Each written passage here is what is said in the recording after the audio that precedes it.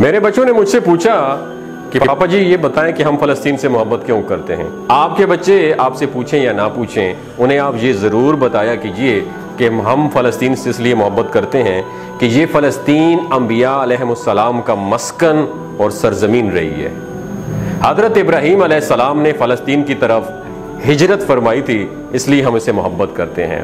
اللہ تبارک و تعالیٰ نے حضرت لوط علیہ السلام کو اس عذاب سے نجات دی تھی جو ان کی قوم پر اسی جگہ پہ نازل ہوا تھا۔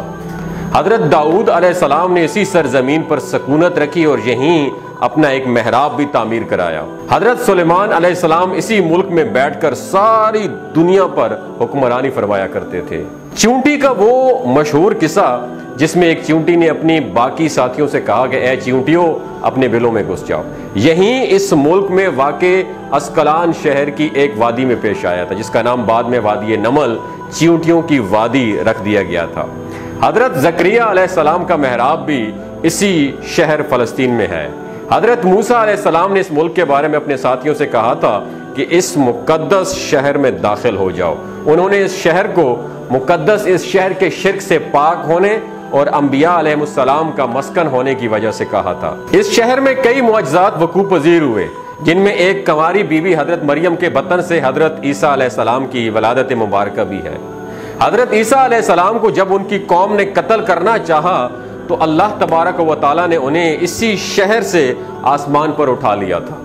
ولادت کے بعد جب عورت اپنی جسمانی کمزوری کے انتہا پر ہوتی ہے، ایسی حالت میں بی بی مریم کا کھجور کے تنے کو ہلا دینا بھی ایک معجزہ الہی ہے۔ قیامت کی علامات میں سے ایک حضرت عیسیٰ علیہ السلام کا زمین پر واپس تشریف لانا اسی شہر کے مقام پہ سفید مینار کے پاس ہوگا۔ اسی شہر کے ہی مقام باب لد پر حضرت عیسیٰ علیہ السلام دجال کو قتل کریں گے۔ فلسطین ہی یاد رکھو دوستو ارض محشر ہے۔ اسی شہر سے ہی یاجوج ماجوج کا زمین میں قتال اور فساد کا کام شروع ہوگا، اور اسی شہر میں وقوع پذیر ہونے والے قصوں میں سے ایک قصہ طالوت اور جالوت کا بھی ہے۔ فلسطین کو نماز کی فرضیت کے بعد مسلمانوں کا قبلہ اول ہونے کا اعزاز بھی حاصل ہے۔ ہجرت کے بعد حضرت جبرائیل علیہ السلام دوران نماز ہی حکم ربی سے آقا صلی اللہ علیہ وآلہ وسلم کو مسجد اقصی جو کہ فلسطین میں موجود ہے وہاں سے بیت اللہ شریف کی طرف رخ کرا گئے تھے۔ جس مسجد میں یہ واقعہ پیش آیا تھا وہ مسجد آج بھی مسجد قبلتین کہلاتی ہے۔ حضور اکرم صلی اللہ علیہ وآلہ وسلم معراج کی رات آسمان پر لے جانے سے پہلے مکہ مکرمہ سے یہاں بیت المقدس یعنی فلسطین لائے گئے۔ سرکار دو عالم صلی اللہ علیہ وآلہ وسلم کی اقتداء میں انبیاء علیہ السلام نے یہاں مل کر نماز ادا فرمائی، اس لیے اس طرح فلسطین ایک بار پھر سارے انبیاء کا مسکن بن گیا۔ سیدنا ابو ذر رضی اللہ تعالیٰ عنہ کہتے ہیں کہ میں نے رسول اللہ صلی اللہ علیہ وآلہ وسلم سے عرض کیا کہ زمین پر سب سے پہلی مسجد کون سی بنائی گئی؟ تو آپ صلی اللہ علیہ وآلہ وسلم نے فرمایا کہ مسجد الحرام یعنی خانہ کعبہ۔ تو وہ بتاتے ہیں کہ میں نے عرض کیا کہ پھر کون سی مسجد تعمیر ہوئی؟ تو مسجد پھر بنائی گئی۔ تو آپ صلی اللہ علیہ وسلم نے فرمایا کہ مسجد الاقصی یعنی بیت المقدس۔ میں نے پھر عرض کیا کہ ان دونوں کے درمیان کتنا فاصلہ ہے؟ تو آپ صلی اللہ علیہ وآلہ وسلم نے فرمایا کہ 40 برس کا۔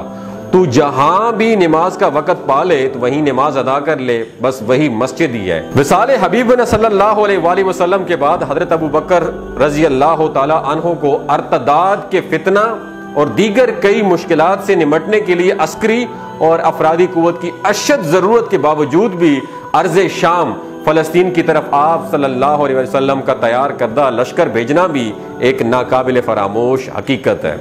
اسلام کے سنہری دور عمریہ میں دنیا بھر کی فتوحات کو چھوڑ کر محض فلسطین کی فتح کے لیے خود حضرت عمر کا چل کر جانا اور یہاں پر نماز ادا کرنا اس شہر کی عظمت کو اجاگر کرتا ہے۔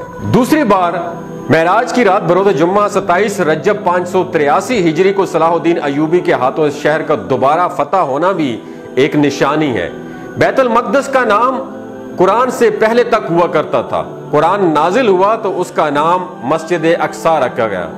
قدس اس شہر کی اس تقدیس کی وجہ سے ہے جو اسے دوسرے شہروں سے ممتاز کرتی ہے۔ اس شہر کے حصول اور اسے رومیوں کے جبر و استبداد سے بچانے کے لیے 5000 سے زیادہ صحابہ کرام رضوان اللہ تعالی اجمعین نے جام شہادت نوش کیا، اور شہادت کا باب آج تک بند نہیں ہوا، سلسلہ ابھی تک چل رہا ہے۔